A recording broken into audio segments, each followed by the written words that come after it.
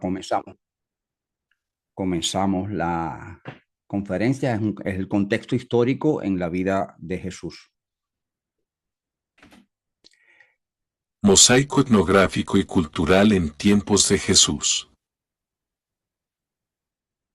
Bueno, aquí tenemos un mapa de lo que eran los dominios de Roma en ese entonces, en el nacimiento, cuando el nacimiento de Jesús ya se había convertido en imperio, pero anteriormente a eso no era imperio, era república, y Roma había tomado muchísimos territorios, incluyendo el territorio donde nació Jesús. Lo tomó el general Pompeyo, como vamos a ver ahora, cuando todavía era república. Toda la parte esta que vemos aquí de Francia la había tomado Julio César.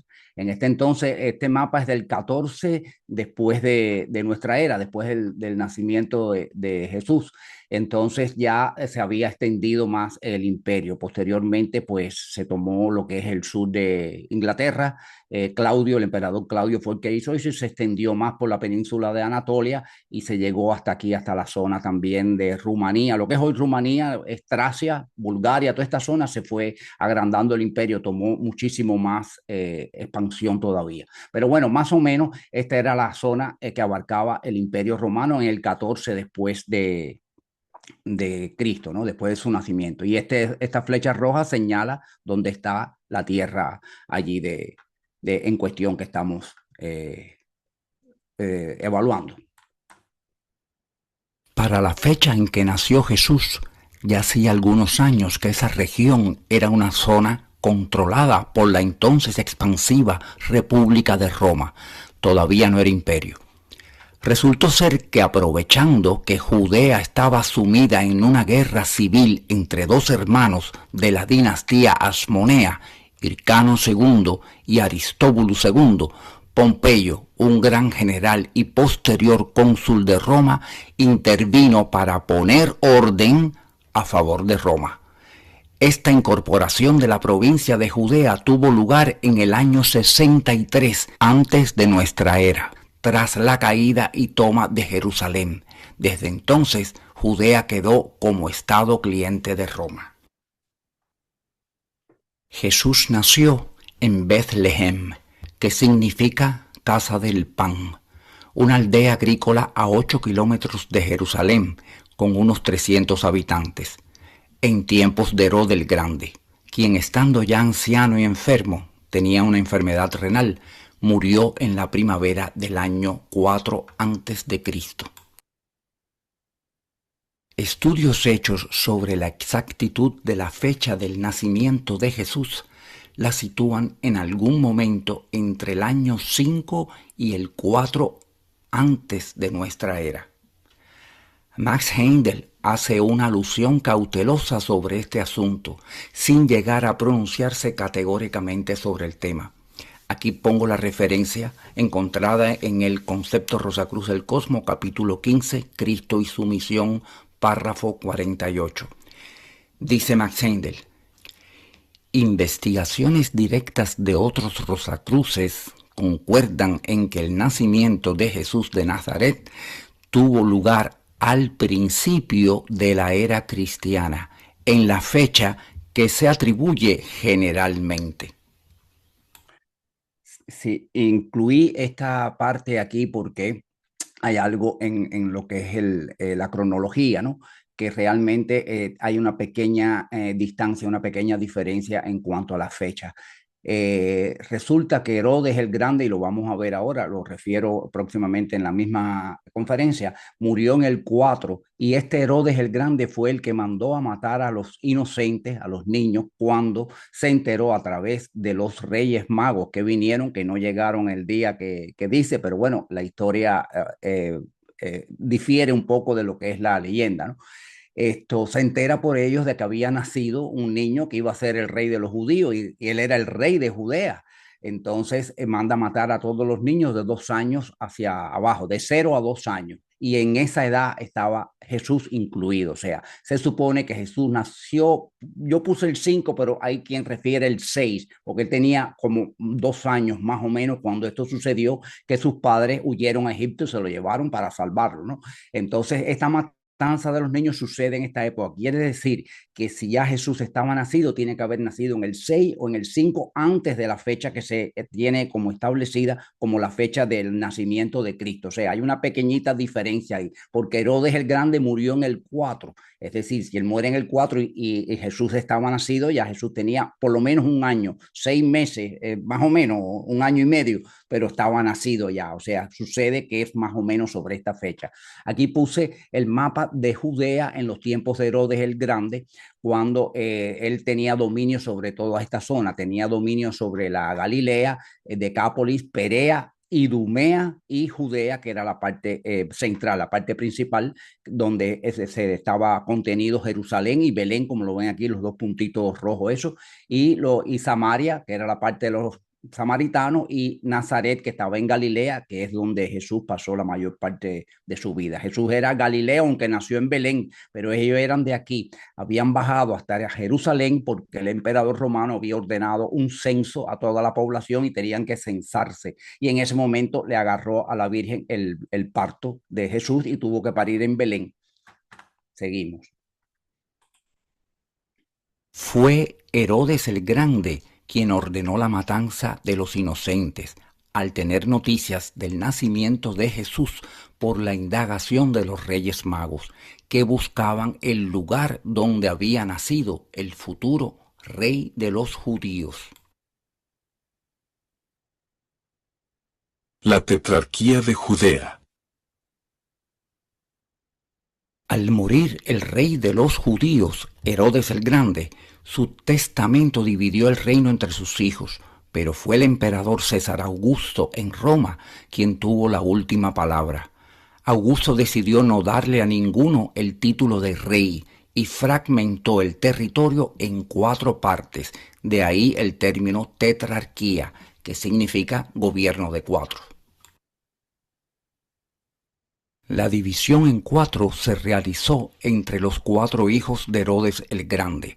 El primero fue Herodes Arquelao, quien recibió Judea, Samaria e Idumea, y se le consideró el etnarca de Judea, Samaria e Idumea. El territorio era el corazón del reino, incluyendo Jerusalén. Herodes Antipas recibió Galilea y Perea. Se le dio el título de tetrarca. Este es el Herodes que aparece durante la vida adulta de Jesús. El territorio comprendía la zona donde Jesús creció y realizó la mayor parte de su ministerio. El tercero fue Herodes Filipo II, medio hermano de los anteriores.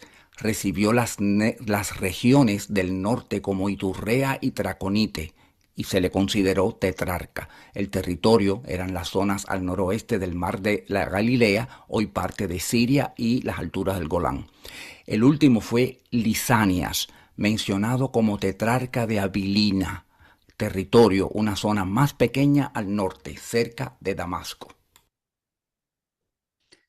Esto es una moneda con la impresión de la cara del rey Herodes Aquelao.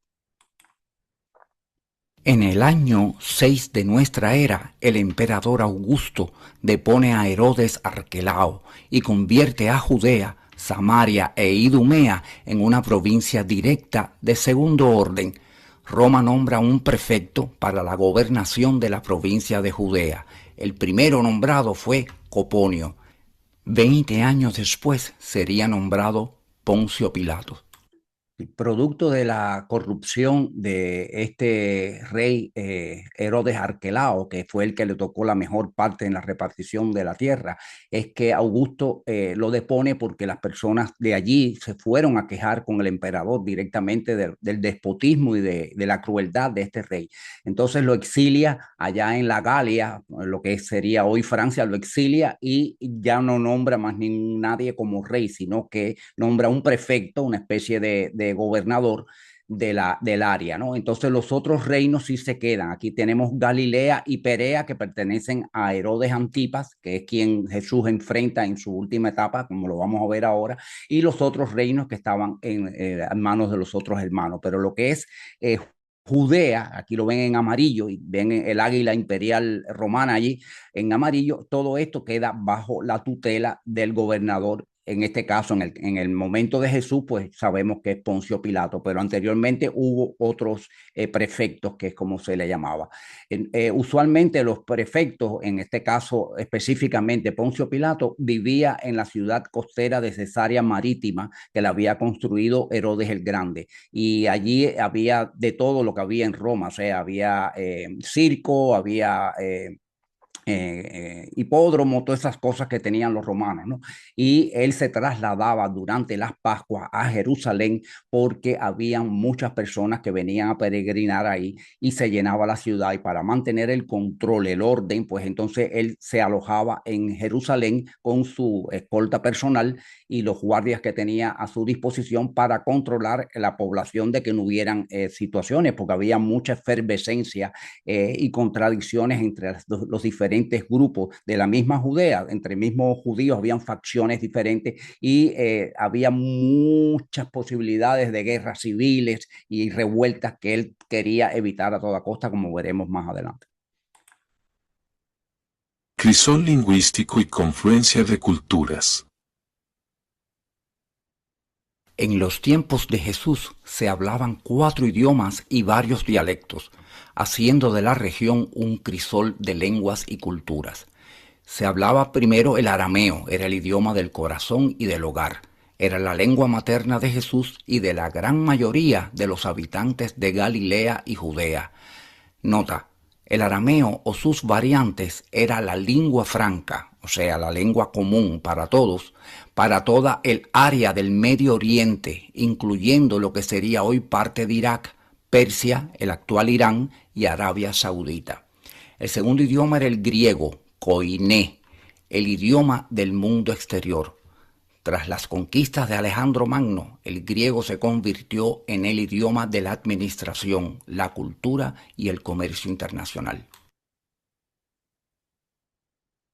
El tercer idioma era el hebreo, el idioma de la identidad y la fe, solamente para uso religioso.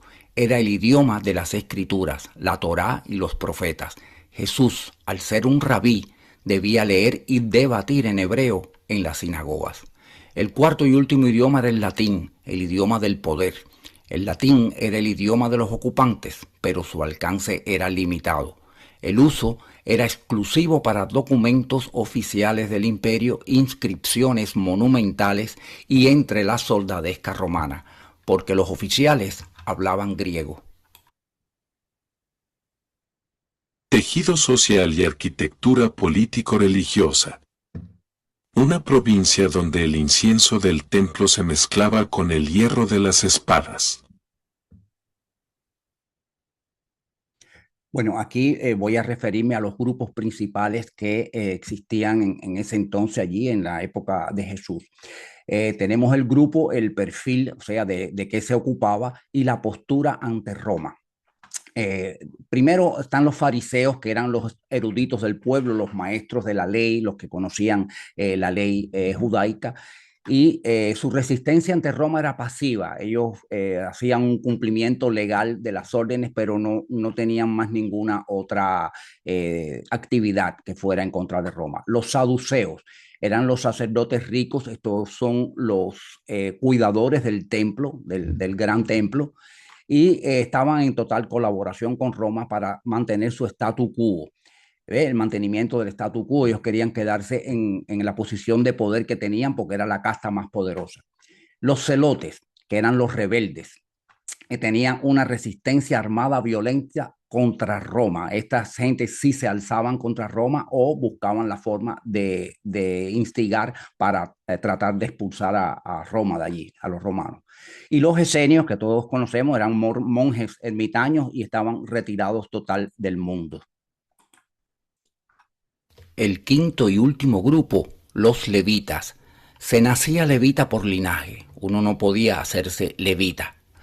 Eran los descendientes de la tribu de Leví, los sacerdotes, Kohanim, la élite de los levitas que realizaba los sacrificios en el altar.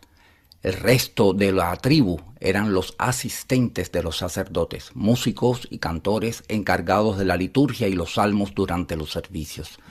Vigilaban las entradas del templo, era la policía del templo, para evitar que gentiles o personas impuras entraran en zonas restringidas.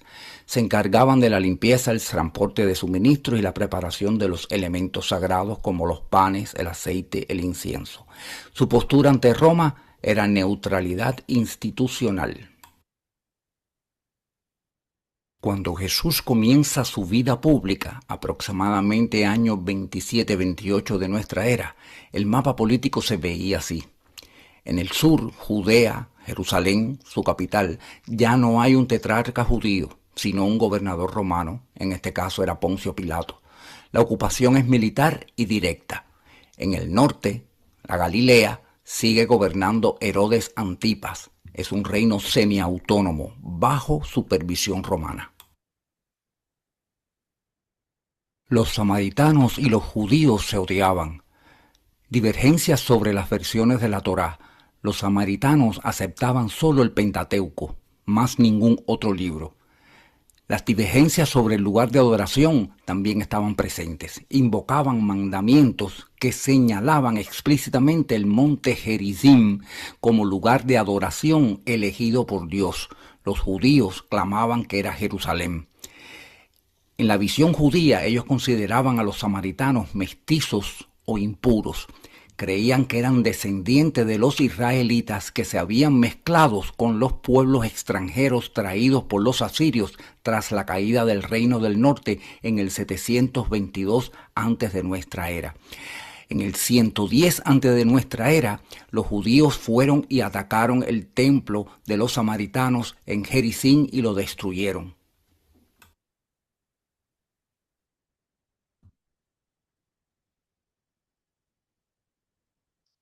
El grupo de los celotes mantenían una actividad insurgente constante con tácticas oportunistas, es decir, se aprovechaban de patrullas romanas que patrullaban la zona y las atacaban haciéndoles emboscadas, así como preparativos también a largo plazo por un levantamiento a mayor escala contra el poder de Roma. En los tiempos de Jesús, los celotes eran vistos de formas muy distintas según quien los mirara. Para los romanos eran simples ladrones, bandidos o terroristas que desafiaban el poder romano. Para la aristocracia saducea eran una amenaza mortal, pues los celotes los consideraban a los saduceos traidores por colaborar con el prefecto romano. Para el pueblo eran figuras ambiguas, algunos los veían como libertadores y otros como extremistas peligrosos. La ideología de los celotes. No hay más rey que Dios. Lo que hacía a los celotes tan peligrosos para Roma no era solo su violencia, sino su teología. Creían que pagar impuestos a César era una blasfemia, porque implicaba reconocer a un señor terrenal sobre la soberanía de Dios. Esta convicción los obligaba a actuar. Celotes entre los apóstoles de Jesús. El apóstol que sí era celote, Simón el Cananeo. Simón el Cananeo, que se menciona en Mateo y en Marcos. Y Simón el Celote, que es la mención que hacen en Lucas 6:15 y en Hechos 1:13. La palabra cananeo no significa que fuera de Caná, sino que proviene del arameo Juan Ana, que se traduce precisamente como celote o entusiasta celoso. Simón pertenecía activamente a la facción nacionalista que buscaba expulsar a los romanos por la fuerza.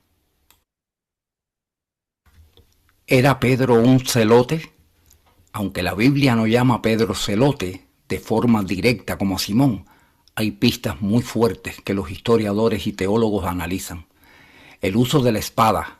En el huerto del Getsemaní, Pedro es quien saca una espada y corta la oreja del siervo del sumo sacerdote. Los celotes eran conocidos por portar siempre una daga llamada sica, oculta en sus ropas. El contraste extremo. En el mismo grupo estaba Mateo, Leví, un publicano, que era recaudador de impuestos para Roma. En la vida real, un celote como Simón o Pedro habría tenido el impulso de matar a alguien como Mateo por considerarlo un traidor. Que estuvieran juntos es uno de los mensajes de unidad más fuertes del Nuevo Testamento.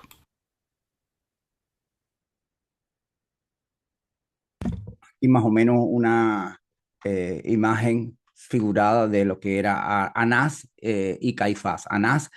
Caifás era el sumo sacerdote del templo y Anás era su suegro y el gran poder detrás del trono, ¿no? Él mantenía, era una dinastía la que tenían ellos. Los sumos sacerdotes del templo, Caifás y Anás, conspiraban para conseguir la muerte de Jesús. Las razones: el miedo a la pax romana era la razón geopolítica. Caifás lo dejó claro en el Evangelio de Juan: nos conviene que muera un solo hombre por el pueblo y no que perezca toda la nación. Juan 11, 49 y 50. Judea era un polvorín.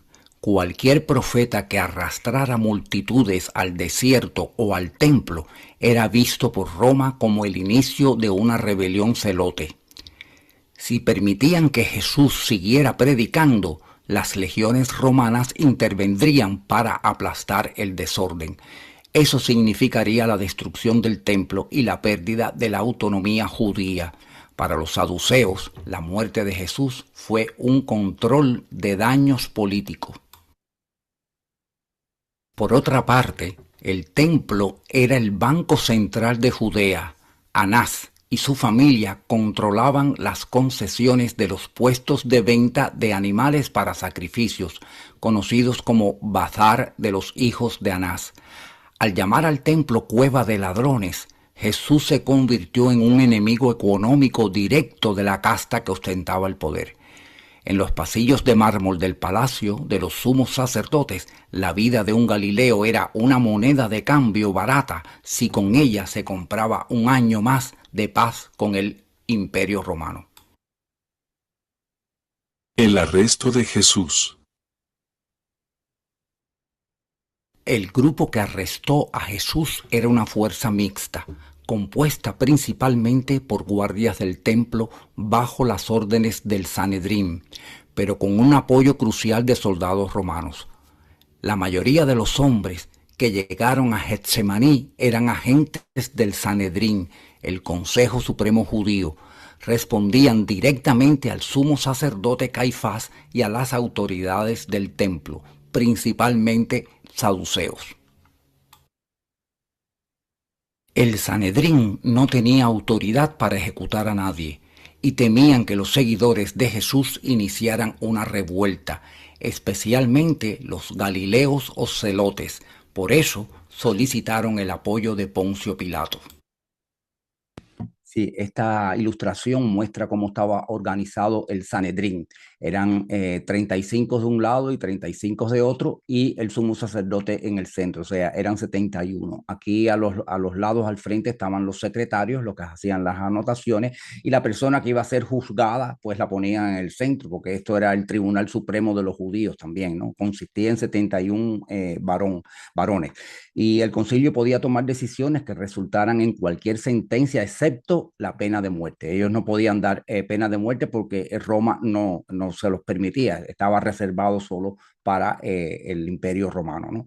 El tribunal estaba ubicado en una cámara labrada en la roca dentro del templo de Herodes. La razón de la decisión de Pilato. Pilato no tenía legiones completas a su disposición inmediata para sofocar una posible rebelión instigada por el sumo sacerdote y el Sanedrín, que enardecía al pueblo contra Jesús acusándolo de blasfemia. Roma no mantenía legiones, tropas de ciudadanos romanos, permanentemente en Judea. Las legiones estaban estacionadas en Siria bajo el mando del legado de Siria, el superior de Pilato. La guarnición de Pilato en la provincia de Judea consistía únicamente en tropas auxiliares.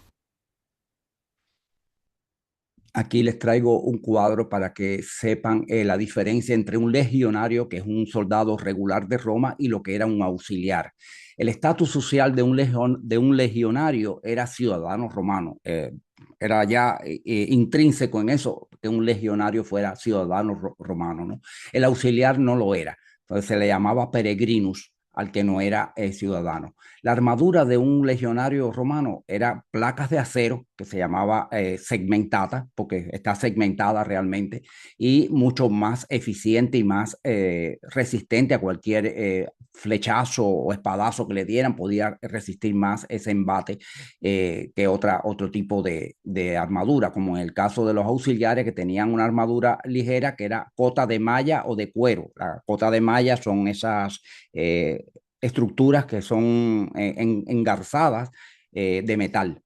El arma principal de los legionarios era el pilum, que era una jabalina, y el gladius, que es la espada. Por eso los gladiadores se llamaban gladiadores, por la espada que era el gladius.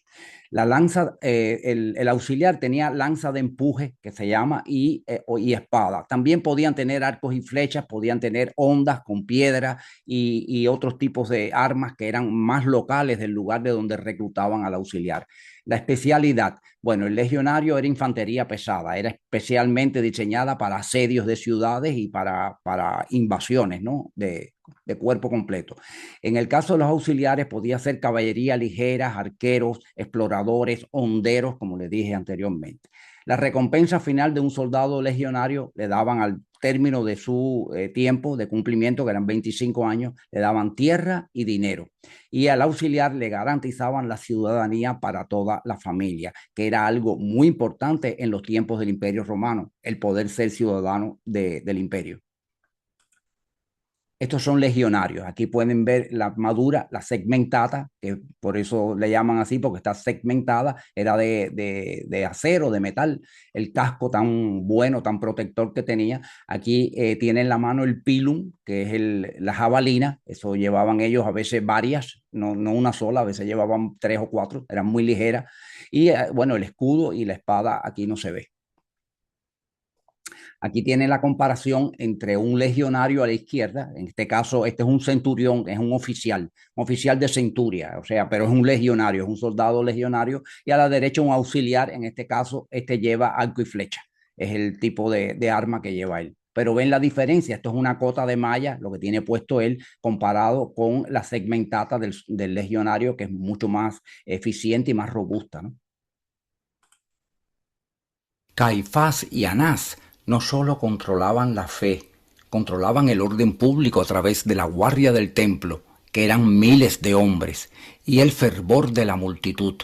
Si ellos decidían que Pilato estaba protegiendo a un falso rey contra el César, podían iniciar un motín que 600 soldados auxiliares no podrían detener. La frase definitiva que usaron los jerarcas fue: si a este sueltas, no eres amigo del César. Juan 19:12. Esto era una amenaza de denuncia directa ante el emperador Tiberio. Pilato ya tenía antecedentes de problemas con los judíos y otra queja en Roma significaría su destitución o ejecución. Pilato vio que se estaba formando un tumulto.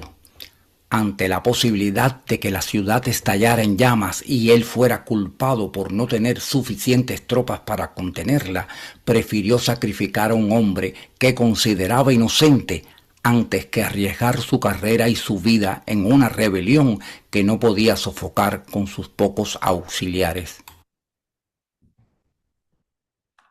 La población durante la Pascua en Jerusalén aumentaba de 50.000 a más de 250.000 personas que podían estar enardecidas debido a la instigación del sumo sacerdote y el Sanedrín. Las tropas de Pilato eran más o menos 600 auxiliares que estaban compuestos de sirios y samaritanos. Las tropas del templo, miles de guardias y siervos bajo el mando del Sanedrín. Pilato estaba literalmente superado en número. La crucifixión como castigo estaba reservada para criminales, opositores a Roma y esclavos rebeldes. Bueno, esto es una sica, que es una daga que era la que llevaban usualmente los celotes debajo de la ropa. Esto dio nombre después a lo que se conoce hoy como el sicario, porque el sicario era una de las facciones más extremistas de los celotes. porque llevaban la Zika, o sea, se les empezó a llamar de esta manera, ¿no? Esto es una recuperación arqueológica de este tipo de arma, una daga. Y aquí le pongo los tres mapas, que ya vimos dos de ellos. El primero a la izquierda es el de Herodes el Grande, cuando era el rey de toda la área. Y arriba está la provincia romana de Siria, que hasta ahí tenían los romanos las tropas y demás implementos de la conquista romana, ¿no? Después, cuando ya se hizo la tetrarquía en tiempos del nacimiento de Jesús, ya adulto, mejor dicho, donde están los tetrarcas y le quitan el poder a Herodes Arquelao y se pone a Poncio Pilato, primero a otros prefectos y en el tiempo de Jesús a Poncio Pilato en lo que es el área de Judea. Y a la derecha, ya cuando un poco más adelante, después de la muerte de Jesús, como en el 130 o algo así, pues ya unifican la provincia romana, le llaman Siria, Palestina. Ya se había producido la expulsión de los judíos de toda la zona por el Imperio Romano en el año 70. Después de una rebelión que hubo, el emperador expulsó a todos los judíos y comienza lo que se llamó la diáspora, ¿no? Entonces, esta provincia le cambiaron el nombre, le pusieron de Siria a Palestina y a Jerusalén lo nombraron Aelia Capitolina. Bueno, aquí vamos a unos datos rapiditos estadísticos sobre la producción que vamos a ver hoy. Se estrenó el 25 de febrero del 2004, es de género drama y muy dramático. Duración 126 minutos, se hablan 3 idiomas en la película, el arameo, el latín, el hebreo. El presupuesto fue de $30 millones, costó la película $30 millones y recaudaron 622.3 millones. Se rodó en 117 días, aproximadamente 4 meses, y el lugar fue en Italia. Aquí a la izquierda tienen la foto del pueblo de Italia, que está al sur de Italia, se llama Matera, donde se rodó toda la película.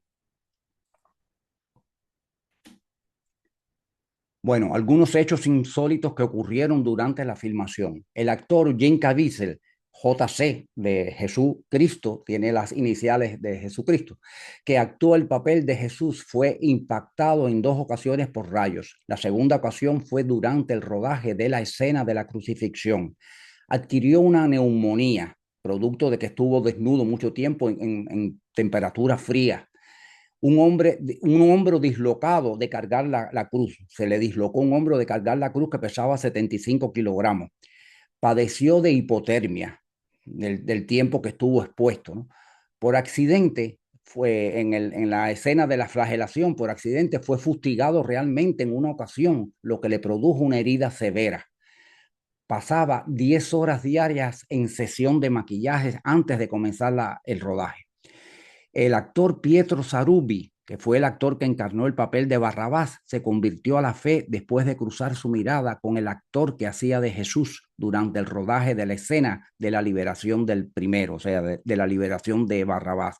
Él era una persona atea, o sea, estaba alejado totalmente de la fe, y cuando estaba haciendo el rodaje, la actuación del personaje de Barrabás, tuvo que enfrentarse a la mirada de Jesús que estaba al otro lado, y dice que él sintió algo muy grande que lo llevó a convertirse, y luego no solo se convirtió, sino que empezó a dar conferencias y cosas con respecto a la fe y demás. Bueno, este es el estandarte de Roma, del Imperio Romano, que ustedes habrán visto en muchas películas, y eso dice SPQR, eso quiere decir en latín Senatus Populesqui Romanus, que la traducción al español es el Senado y el pueblo romano. Y hasta aquí la conferencia. Vamos entonces a proceder inmediatamente a la proyección de la película.